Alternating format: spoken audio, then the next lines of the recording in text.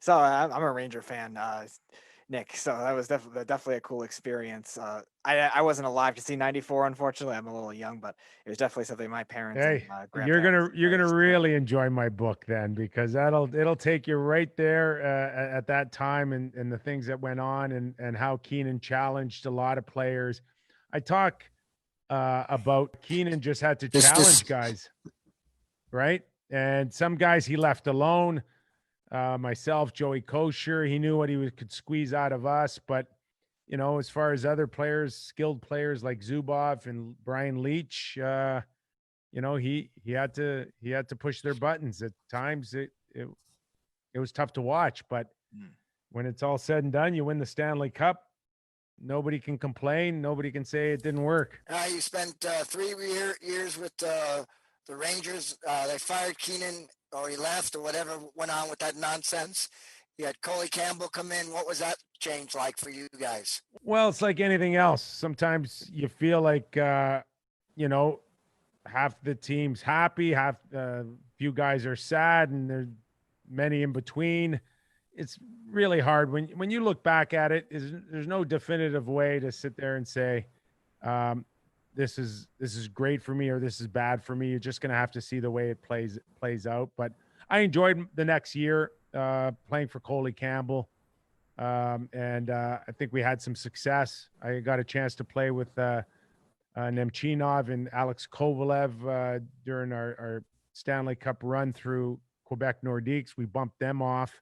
We had just snuck in the playoffs. Of course, we're talking about a shortened season because of the lockout in 1995. But I enjoyed it, and I thought we had a really good team. I But was going to ask you about that. What was that like? I thought when we beat the Quebec Nordiques What that was were ranked. I was going to ask you, yeah, after you finished that, I was going to ask you about the lockout, what that was like, that first lockout for you guys, what that Yeah, experience was like. yeah, We it lose was me again. it was unfortunate that Oh, after winning the Stanley Cup, you had to wait so long to raise the banner. That number one was a little tough, but we knew at that point we were prepared for it because we had a players association that was uh, very well prepared in terms of knowing what the challenges were, the dynamics of the business side of it. I ended up going to, I think, Mexico with Mike Hudson and Brian Noonan. So I don't think we were panicking at the time. But the hardest part was waiting to raise the banner. We actually interviewed mine and Errol's show, who's the president of our network, Down to the Wire. We actually interviewed Rob Ray, who was another Yeah, big fighter guys like that. So if you ever had any experiences with him, and if so, what were they like? I did. Yeah, I had one or two. I think at the time we were both kind of coming up at the same time in the American Hockey League. He was with Rochester and Buffalo, of course, at the time. But for the most part, I look at Rob Ray and I look at others, and they're truly heavyweights. And I look at how long they did it in their career and a number of penalty minutes that they had, and I just didn't have the ability to sustain that type of career for that long. So I maxed out at a 12-year pro career. I got out fairly early. Hopefully, I'm a little better for it in the wear and tear department. Some days, are a little tougher than others, but for the most part, I think I got out early enough. But Rob Ray's a true heavyweight, one of the toughest guys in the history of the game. And I tip my hat off to him and Ty Domi and, the late Bob Probert and these guys who truly went out there and put it all on the line every night for their team. I like that background though. That is very cool with all the pucks, Yeah, all you the know different what? We pucks. were. I was able to kind of take my time a little bit, and I wanted to do it right here. And it's amazing now.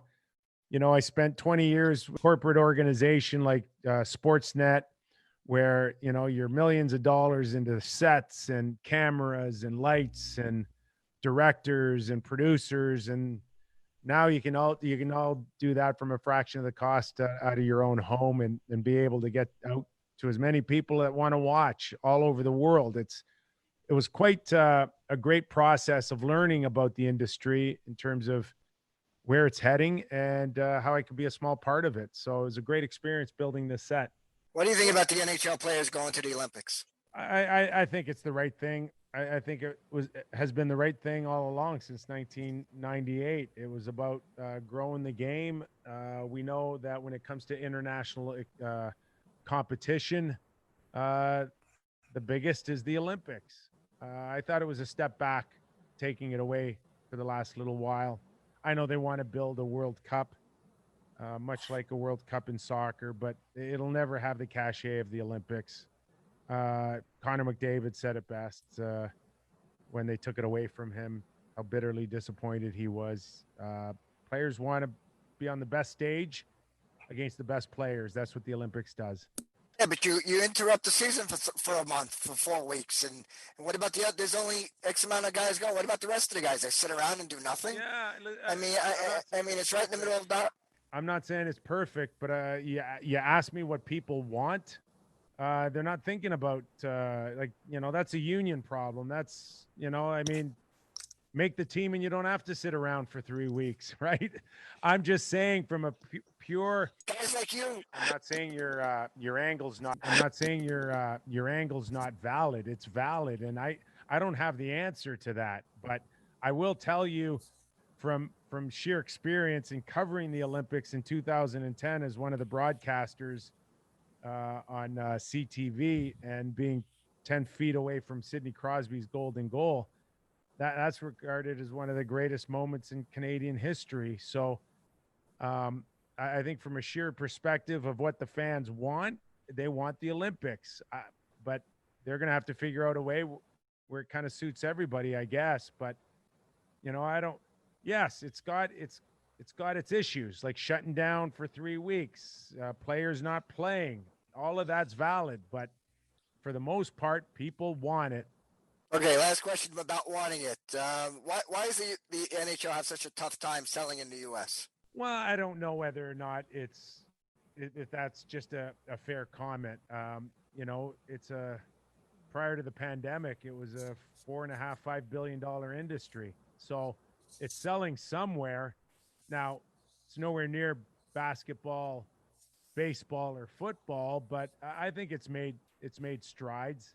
The only question is now, we're going to expand to 32 teams with Seattle. You want to make an argument that there's too many teams, that could be valid, that we're just saturated a little bit too much.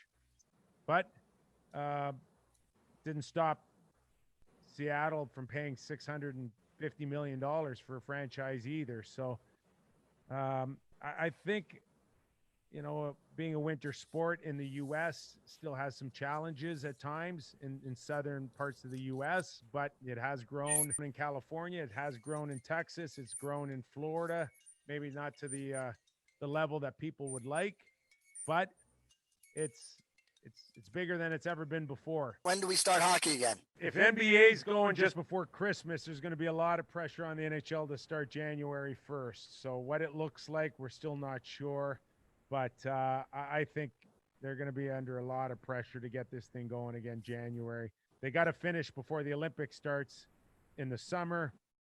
I don't think the networks want hockey in the summer. The ratings didn't do very well at all up here for Sportsnet. They've made it abundantly clear that they don't want hockey broadcasts in the summer. So they're going to have to start in January and end it right around the middle of June. Book is undrafted. What else you got? You want to show me? I started a new cocktail company with my wife. It's called Little Buddha. It's grilled. Do we get some? Can I get to try it? You want to send me down some so we can try it? I know. I got to do that. The only problem is we're having trouble at the border a little bit, but as soon as we start selling in the U.S., I'll make sure you get it first. A little bit. Yeah, a little bit. Really a little bit trouble at the border. It's a lot of trouble at the border. They're going to have a Canadian division. I was going to ask you about the Canadian division. Nick, thanks for doing this. I appreciate it. I'd like to have you on again sometime down the road. Great stuff.